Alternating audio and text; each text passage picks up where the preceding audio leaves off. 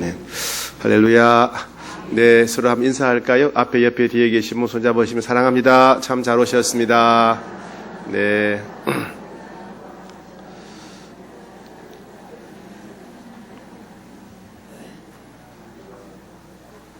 네.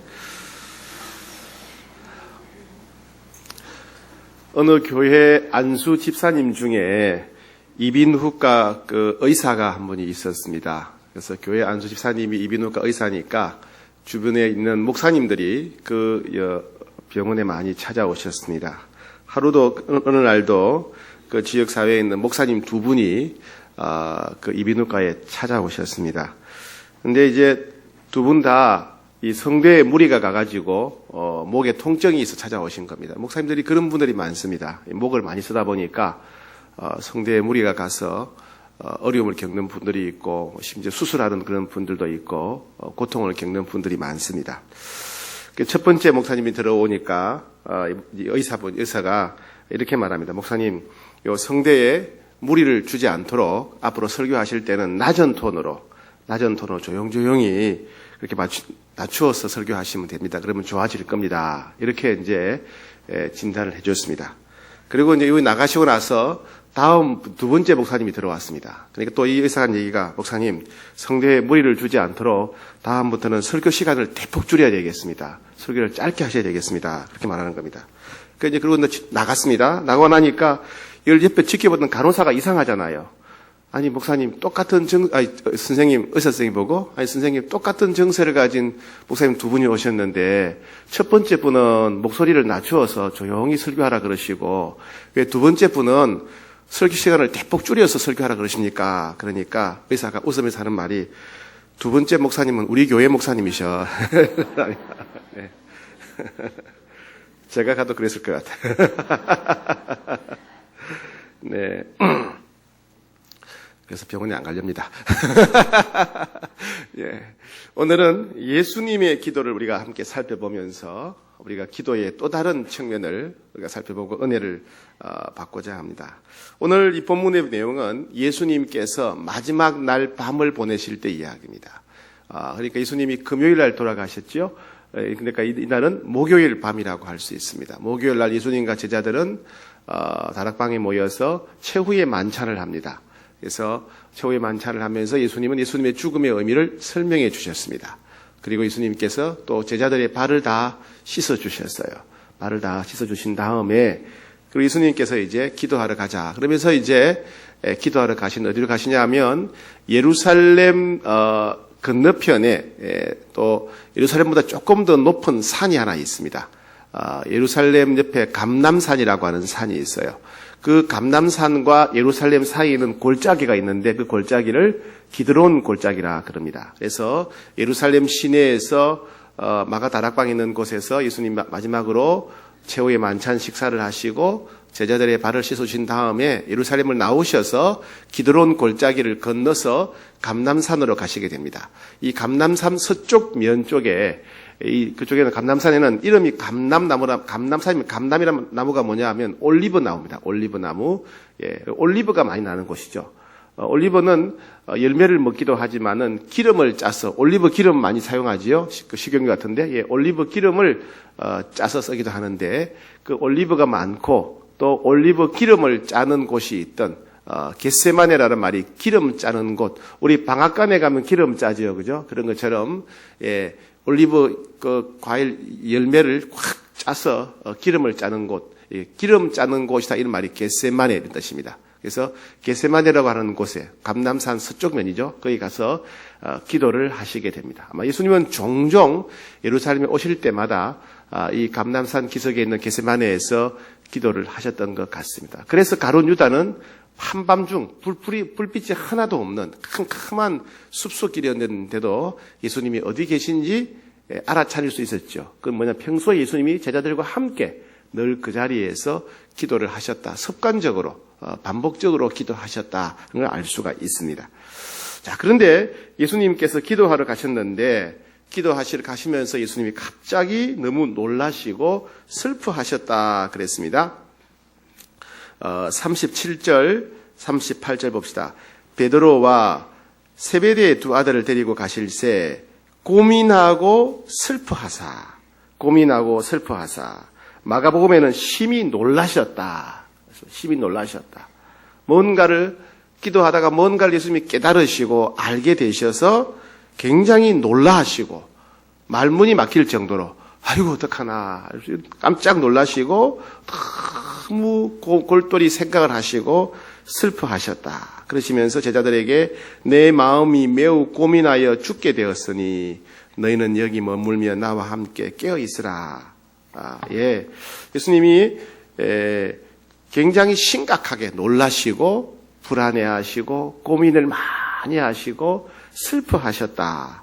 그리고 39절에 가면 엎드려서 기도하셨다 그랬습니다. 아마 이것은 예수님께서 가셔야 될 십자가의 길, 또 이미 알고 계셨지만은 그러나 그 길이 얼마나 고통스럽고 끔찍한 길인지를 더 깊이 깨닫게 되면서 예수님이 충격을 받으시고 놀라고 겪게 될 그 일을 생각하시면서 슬퍼하셨던 것 같습니다. 예수님의 길은 우리가 잘 알죠. 그죠? 곧 예수님 기도 끝나자마자 예수님은 유대인들에게 체포당하실 것이고, 그리고 제자들은 다 도망가지요. 그죠? 예수님이 믿었던, 예수님이 사랑했던 모든 제자들이 예수님을 배신하고 다 도망가 버립니다. 그리고 예수님은 제사장 가야바의 집에 가는데, 이 가야바의 집에서는 밤에 불법으로 예수님을 죽이기 위한, 즉 사형 선고를 내리기 위한, 예수님을 고발하기 위한 사내들인 공회가 열립니다. 한 70명 정도의 국회의원들이죠. 이들이 모여가지고 있다가 예수님을 신문하고 예수님에 대해서 신성모독죄를 걸어서 사형 선고를 하게 됩니다. 마태복음 26장 67절에 보면 이에 예수의 얼굴에 침 뱉으며 주먹으로 치고 어떤 사람은 손바닥으로 때리더라 그랬는데요. 사내들인 공회 의원들이 한 70명쯤 되는데 한 사람에 대해서 사형 선고를 하게 되면 이 70명의 의원들이 돌아가면서 한 사람씩 그 사형수의 얼굴에 침을 뱉는다는 겁니다. 그러니까 70명이 돌아가면서 사형수의 얼굴에 침을 뱉고, 그러다가 또 어떤 사람은 막 뺨을 때리고 뒤통수를 주먹으로 막 때리고 그러고 지나. 그러니까 70명이 다 돌아가면 한 명씩 와서 그 얼굴에 침을 뱉고 뺨을 때리고 뒤통수를 때리고 다 돌아가는 겁니다. 그 모습이 어땠겠습니까? 얼마나 수치스러웠겠습니까? 그래서 가야바의 집에서 그렇게 모든 사내들인 공회의원들이 침을 뱉고 때리고 지나가고 이렇게 합니다. 그런 다음에 또 어떻게 됩니까? 이제 본디오 빌라도에 끌려가고 또 헤롯 왕한테 신문을 당하고, 그죠? 그러면서 옷을 다 벗기고 채찍으로 때려서 거의 사람이 기절할 정도로 만들어 놓고, 그런 다음에 끌고 가서 십자가에 못 박게 되죠. 못 박게 될 때 그 고통이 얼마나 또 힘들었겠습니까? 그리고 많은 사람들은 비웃었습니다. 네가 메시아라면 내려와 봐라. 네가 메시아라면 네 자신부터 한번 구원해 봐라. 예수님은 그 사람들을 구원하러 오셨는데 사람들은 그 예수님의 마음과 의도를 모르고 오히려 예수님을 비난하고 비웃고 업신여기고 무시하고 욕하고 저주했습니다. 예수님은 죽음은 단순히 십자가의 죽음만이 아니죠. 여러분 가끔 보면 고난주간이 되면 해외에서 이 예수님의 십자가 행렬을 재현하는 장면이 나와요. 그때 어떤 데를 보면 실제로 십자가에 못 박히는 사람이 나와요. 실제로 일부러 그렇게 예수님의 고난에 동참하기 위해서 못 박히는 것을 예행하는데 얼마나 고통스럽겠습니까? 그러나 그것은 예수님의 고통만은 못합니다. 어쩌면 예수님을 믿는 사도들, 선교사들, 제자들이 많은 고난을 당했는데 십자가 고통보다 더한 고통을 당한 사람들이 많아요.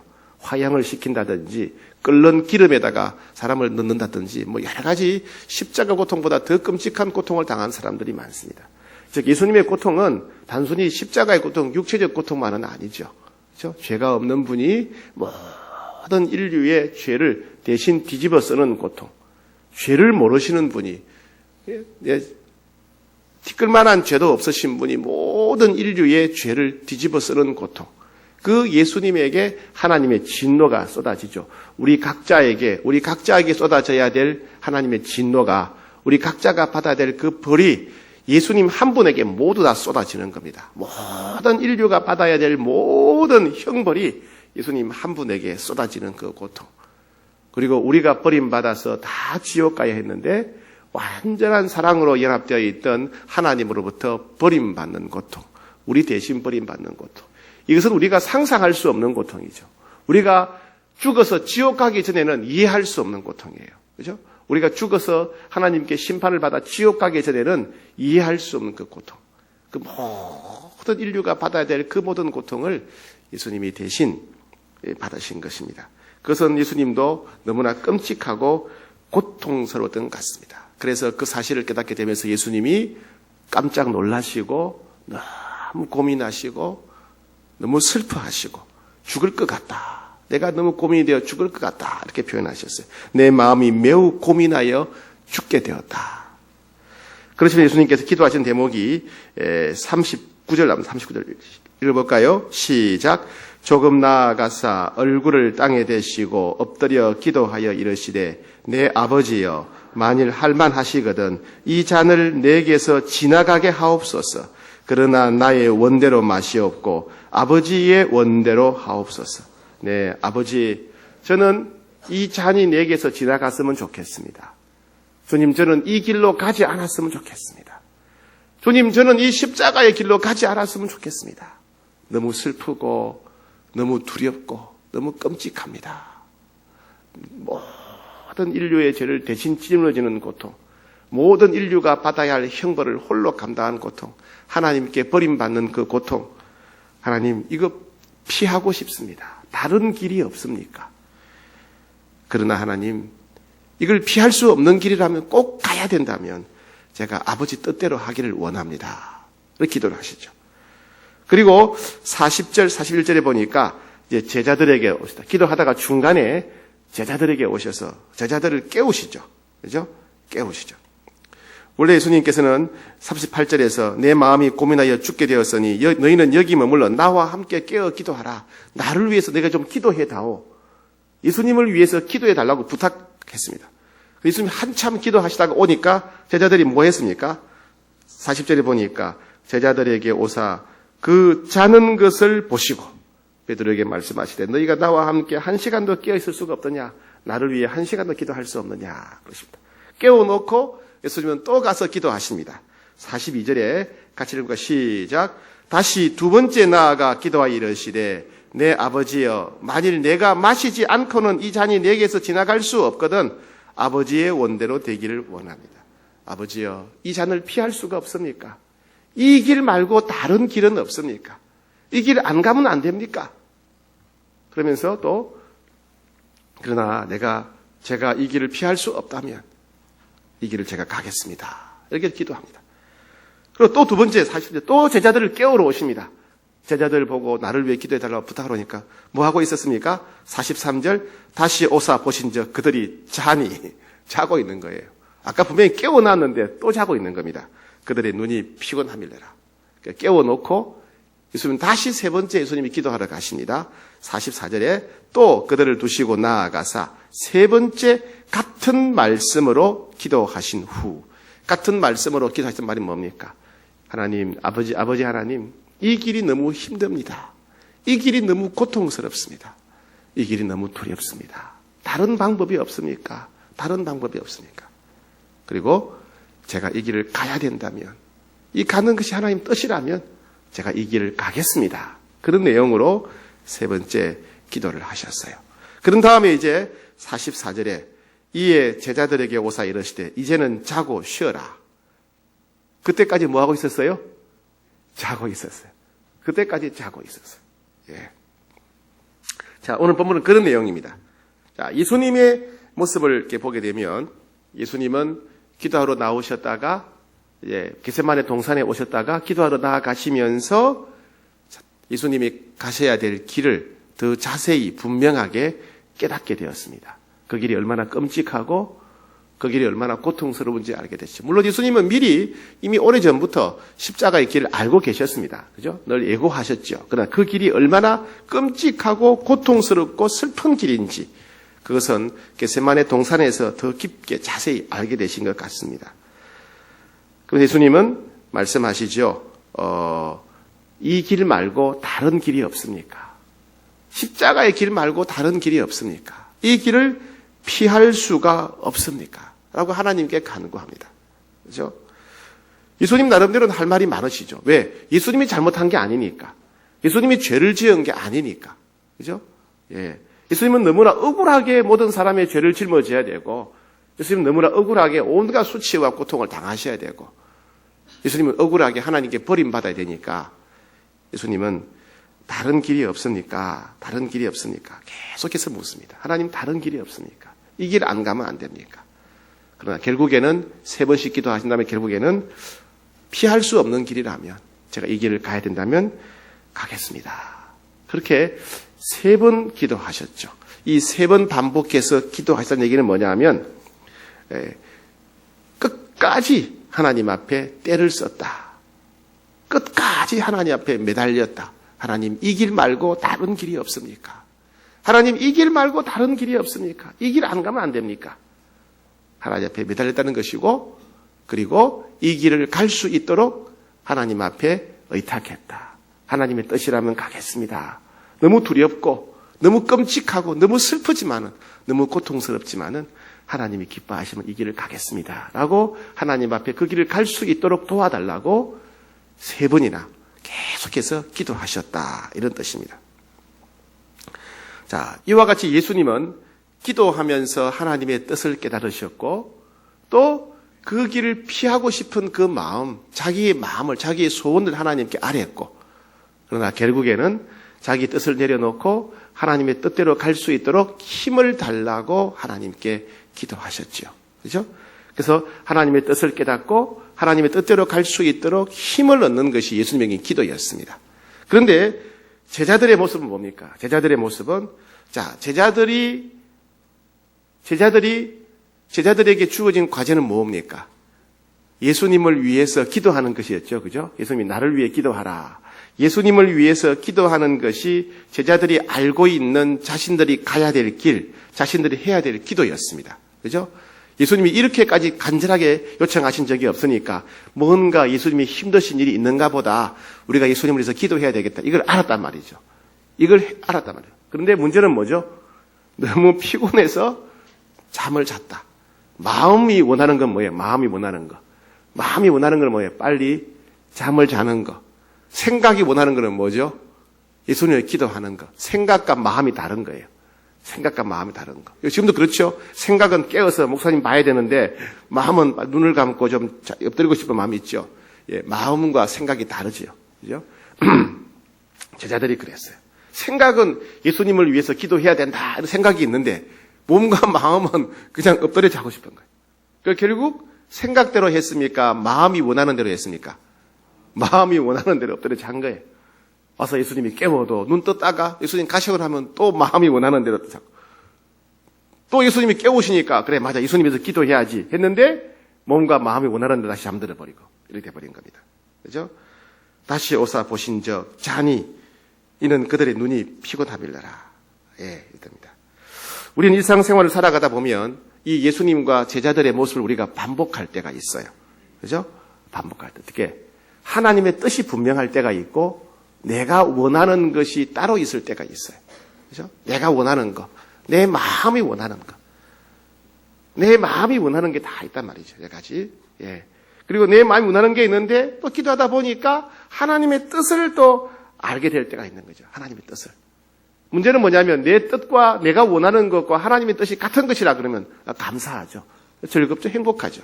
그런데 문제는 뭐냐면 내가 원하는 것과 하나님의 뜻이 다를 때가 있는 거예요. 내 소원과 하나님의 뜻이 다를 때가 있단 말이죠. 그때는 어느 쪽을 따라야 됩니까? 그냥 계속 뜻대로 해야 돼요?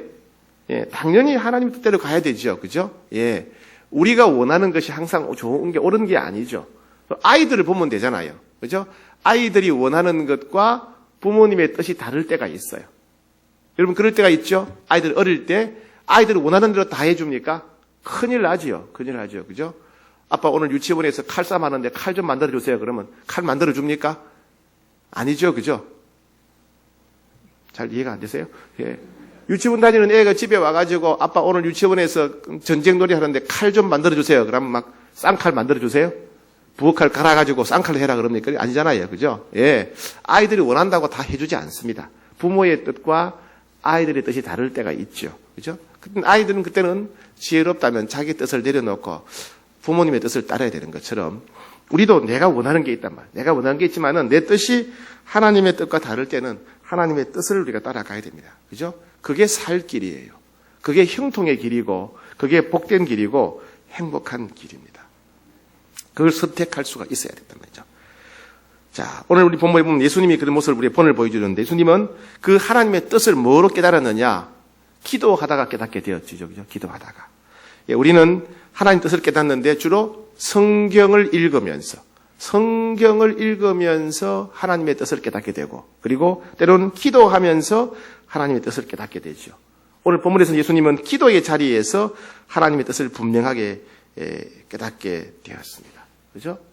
우리는 성경을 늘 묵상하고 기도 생활을 해야 됩니다. 그래야 나를 향한 하나님의 뜻이 무엇인지 명확하게 알 수가 있어요. 우리는 많은 경우에 나를 향한 하나님의 뜻이 무엇인가에는 관심이 없고 내가 원하는 것에만 더 관심이 있고 내가 원하는 것만 기도하기가 쉬워요. 그렇죠?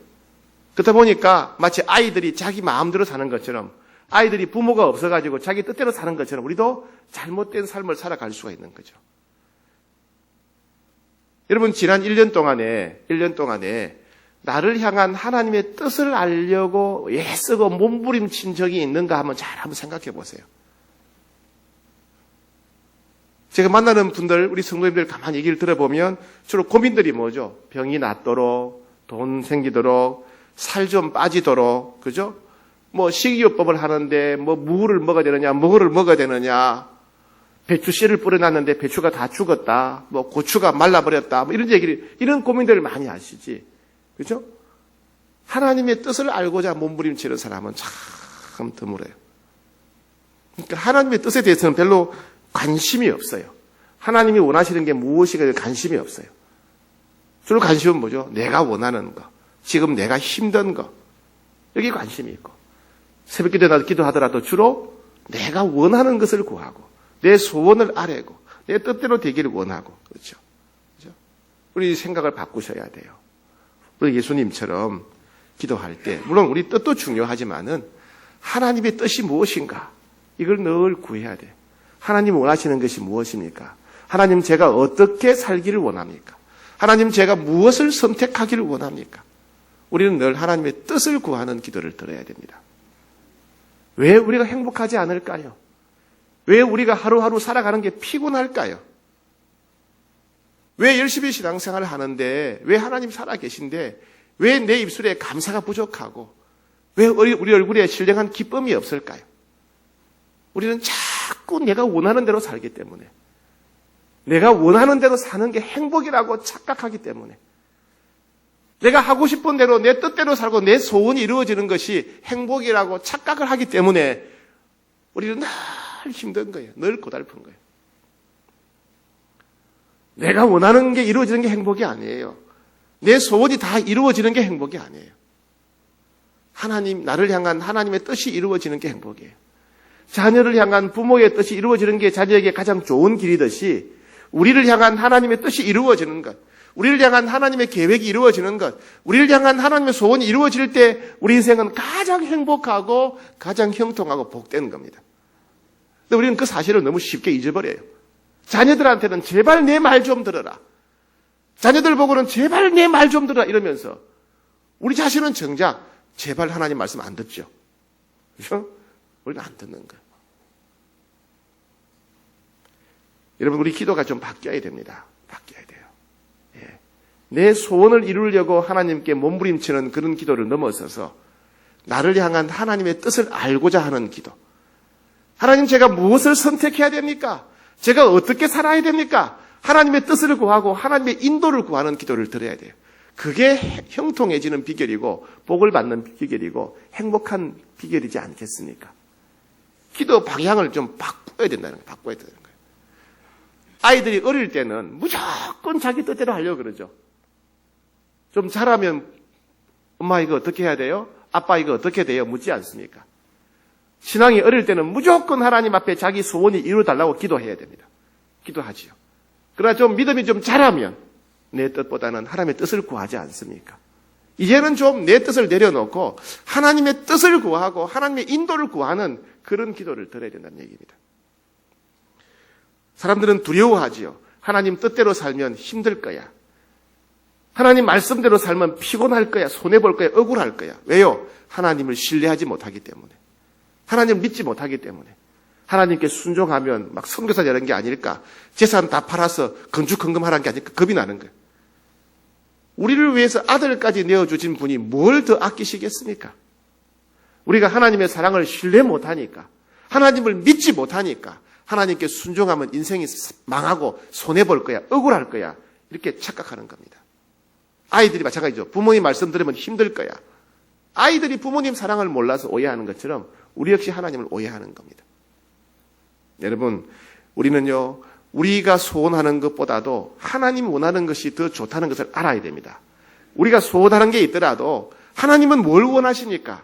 저는 이렇게 하고 싶은데 하나님은 뭘 원하십니까? 하나님의 뜻이 무엇이요? 그걸 찾고 사모 갈망해야 돼요. 왜요? 그게 더 좋은 거니까. 하나님의 손에 있는 게 더 좋은 거니까. 이런 이야기 있잖아요. 아이가 아는 분 집에 이제 놀러 갔어요. 그분 집이 사탕 가게를 하는 집이에요. 사탕 가게 하는 집이에요. 그래서 그 아저씨가 애가 귀여우니까, 야, 요 사탕 네 손에 네가 쥘 수 있는 만큼 다 가져가라. 한번 쥐어봐라. 애가 안 쥐는 거예요. 가만히 있는 거예요. 네가 가질 수 있는 만큼 다 손으로 쥐고 가라 그러는데 사탕을 안 쥐어 가만히 있어. 그러니까 어떻게 하겠어요? 왜 안 쥐냐 그러니까 아저씨가 주세요. 아저씨가 주세요. 왜요? 자기가 쥐어봤자 몇 개 못 쥐는데 아저씨가 쥐면 크니까 왜 아저씨가 주세요. 이렇게 받아가지고 가는 그런 거죠. 내가 하는 것보다 하나님이 주실 때 더 큰 복을 주시지 않겠습니까? 내가 원하는 대로 이루어지는 게 행복이다. 내 소원이 이루어지는 게 제일 행복이다. 그 생각을 내려놓으셔야 돼. 그게 어린아이 같은 신앙이에요. 어린아이 같은 신앙. 하나님이 원하시는 대로 될 때 그것이 가장 복되고 가장 형통한 길은 사실을 믿으셔야 됩니다. 그게 믿음이지요. 두 번째는 뭐냐면요. 우리가 하나님의 뜻을 알게 되었어도 기도를 통해서 하나님의 뜻을 깨닫게 되어도 그렇게 살기가 쉽지 않다는 거죠. 그죠? 하나님의 뜻이 무엇인지 명백하게 알게 되었어요. 하나님이 원하시는 것이 무엇인지 알게 됐지만 그렇게 하기가 싫은 거죠. 그죠? 그렇게 하기 싫어요. 왜? 힘들어 보이니까. 손해보는 것처럼 보이니까. 억울하게 보이니까. 그죠? 하나님 말씀대로 하는 것은 때로 억울해 보여요. 억울해 보여. 힘들어 보여요. 그 아이들도 부모 말씀에 순종 안 하잖아요. 우리가 똑같은 거예요. 똑같은 거예요. 제발 내 말 좀 들으라 그러잖아요. 하도 말 안 들으니까. 하나님도 우리 보고 제발 내 말 좀 들으라 그런 거예요. 우리는 하나님 뜻을 깨달아도 순종할 수 있는 힘과 능력이 없어요. 성경을 묵상하면서 설교를 들으면서 상담을 하면서 기도를 하면서 하나님의 뜻을 깨달았지만은 그렇게 살 수 있는 힘이 없는 거예요. 그래서 우리는 기도해야 됩니다. 기도는 뭐냐? 우리가 기도할 때 하나님의 말씀대로 살 수 있는 힘을 얻게 돼요.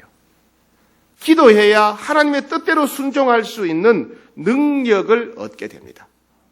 기도하지 않으면 하나님의 뜻을 못 깨달아요. 기도하지 않으면 하나님의 뜻을 깨달아도 순종할 수 있는 힘이 없어요. 여러분 보세요. 우리가 주일날 얼마나 많은 말씀을 들었습니까? 얼마나 많은 말씀을 들었어요. 돌아서 그러면 잊어버려요. 지난 주일에 설교 내용이 무엇인지 기억이 안 나요. 왜요? 기도하지 않기 때문에.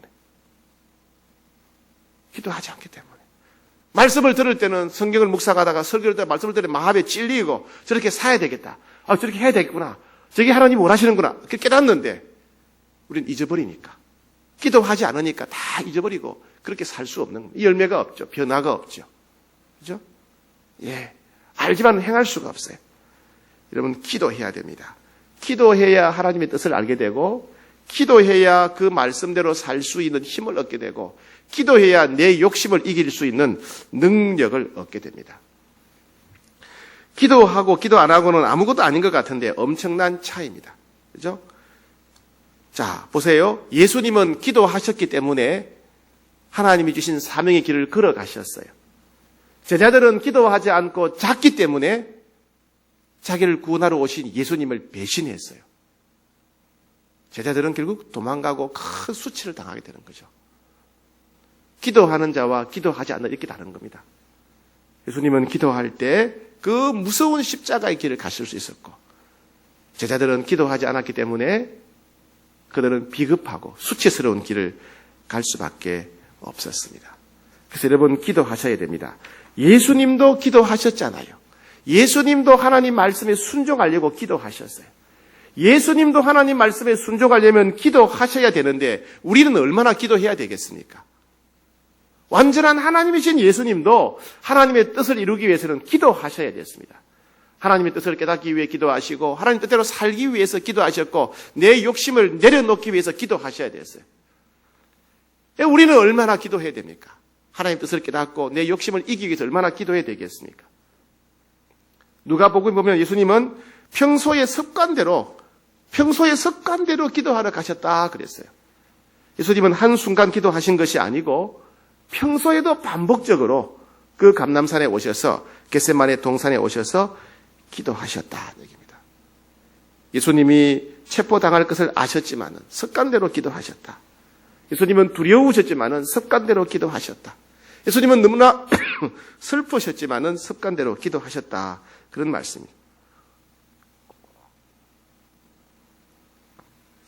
예수님이 습관적으로 기도하시고 규칙적으로 기도하셨고 예수님이 그 슬픔과 고통 가운데 기도하셨다면 우리도 그렇게 매일 기도하고 규칙적으로 기도하고 힘들 때도 기도하고 슬플 때도 기도해야 되지 않겠습니까? 그렇죠? 여러분, 기도하셔야 됩니다. 기도하셔야 돼요. 기도하셔야 내가 가진 것보다 더 좋은 것을 가지신 하나님의 뜻을 알 수 있어요. 기도해야 그 하나님의 뜻을 행할 수 있는 능력을 얻게 됩니다. 기도해야 내 욕심을 내려놓을 수 있는 능력을 갖게 돼요. 기도해야. 세 번째는 우리에게 뭐가 필요하냐면 우리가 하나님의 뜻을 깨닫고 하나님 뜻대로 순종할 수 있도록 우리를 위해서 기도해 주는 사람들이 필요해요. 중보해 주는 사람이 필요합니다. 예수님은 하나님의 뜻을 아셨지만은 그 뜻을 행할 수 있는 용기가 없으셨죠. 그죠? 그래서 어떻게 하면 제자들에게 나를 위해 깨어서 좀 기도해 다오. 내가 하나님 뜻을 깨닫고 하나님 말씀대로 살 수 있도록 내가 하나님의 뜻대로 살 수 있도록 나를 위해 기도해 다오. 예수님도 제자들에게 기도를 부탁하셨어요. 심지어 너무나 피곤해서 잠자고 있는 제자들을 흔들어 깨워서 제발 나를 위해 좀 기도해 다오. 예수님이 중보를 부탁하셨어요. 예수님도 중보가 필요했는데 우리는 얼마나 중보가 필요합니까?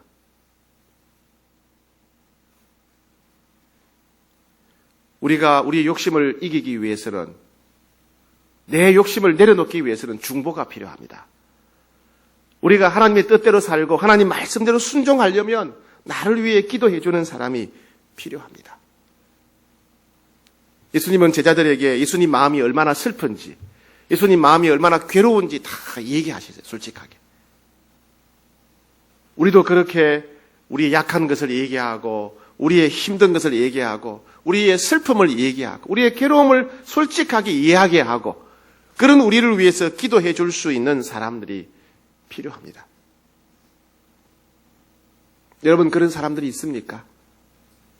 여러분들의 힘든 마음을 솔직하게 나눌 수 있는 사람, 부끄러워하지 않고 만왕의 왕 예수님, 인류의 구원자의 하나님인 예수님에도 불구하고 예수님 속에 있는 슬픔을, 예수님 속에 있는 고민을 내가 죽을 것 같다, 내가 너무 슬퍼서 죽을 것 같다, 이런 마음을 솔직하게 이야기해 줄 수 있는, 그 예수님처럼 이야기할 수 있는 그런 사람이 있습니까? 여러분, 그런 사람들이 있어야 돼요. 그리고 나를 위해 기도해 주시오, 이렇게 얘기해 주는 사람이 있어야 돼요. 우리 사랑방이 그런 사랑방이 되어야 됩니다. 우리 모든 사랑방이 우리가 힘들 때, 어려울 때, 괴로울 때, 두려울 때, 답답할 때 솔직하게 이야기할 수 있고 부끄러워하지 않고, 제가 이렇게 너무 힘듭니다, 제가 이렇게 너무 괴롭습니다, 제 마음이 이렇게 슬픕니다, 얘기할 수 있고, 나를 위해 기도해 주십시오, 내가 하나님의 뜻대로 살 수 있도록 기도해 주십시오, 내가 하나님 말씀에 순종하도록 도와주십시오, 이렇게 중보할 수 있는 사람들이 필요합니다. 우리 사랑방이 그런 사랑방 되기를 축복합니다. 그런 사랑방이 되셔야 돼요. 예. 지금 사랑방 방학인데 방학 동안에는 힘든 일이 안 생기겠죠. 지금도 졸려 죽겠죠.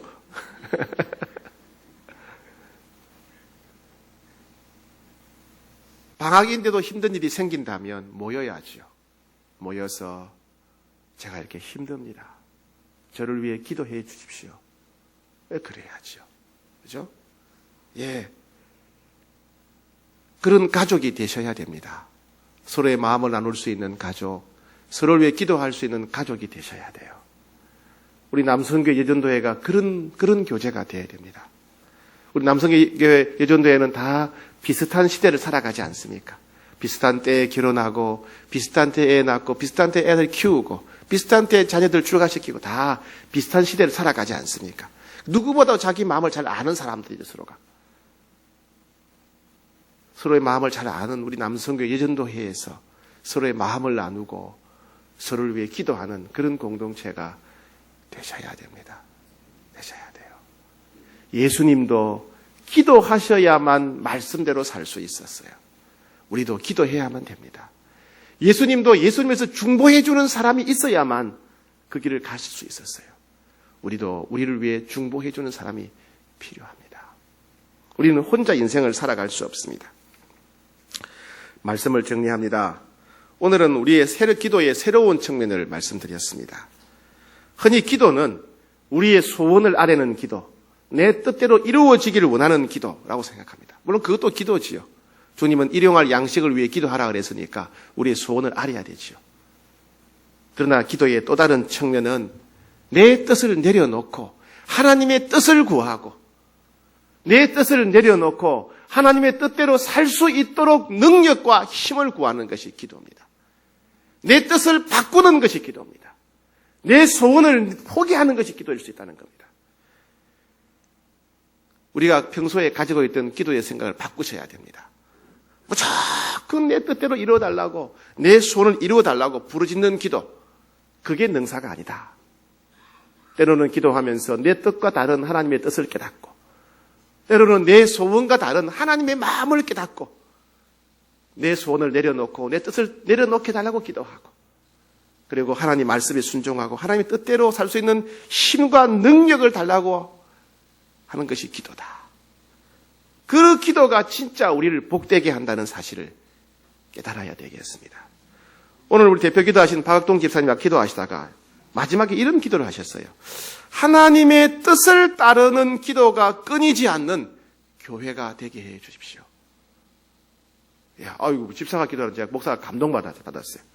하나님의 뜻을 따르는 기도가 끊이지 않는 교회가 되게 해 주십시오. 뭐 이런 교회가 되었으면 좋겠습니다. 우리 홍해교회가 우리 교회가 원하는 것, 우리 교회가 원하는 것, 우리 교회가 기대하는 것, 이게 있더라도 그거 내려놓고 하나님의 뜻을 깨닫고 하나님의 뜻대로 이루어지기를 구하는 그 기도가 끊이지 않는 교회가 되어야 되지 않겠습니까? 여러분 한 사람 한 사람이 다 이런 기도를 드려야 되지 않겠습니까? 내가 원하는 게 있고 내가 소원하는 게 있고 내가 갈망하는 게 있고 내가 필요한 게 있지만은 하나님의 뜻을 깨닫고 내 모든 걸 내려놓고 하나님의 뜻대로 이루어지기를 부르짖는 그런 성도가 되셔야 되지 않겠습니까? 그게 복된 길이고 그게 형통의 길이지 않겠습니까? 새해는 기도하셔야 됩니다. 기도하셔야 돼요. 규칙적으로 기도하고 지속적으로 기도하고 매일 기도하셔야 됩니다. 왜요? 하나님의 뜻을 깨닫기 위해서. 새해는 기도하셔야 됩니다. 왜요? 하나님 말씀대로 살 수 있는 능력을 얻기 위해서 그렇습니다. 새해는 그렇게 하나님 말씀을 깨닫고 순종함으로 형통한 삶을 살아가는 여러분 되기를 축복합니다.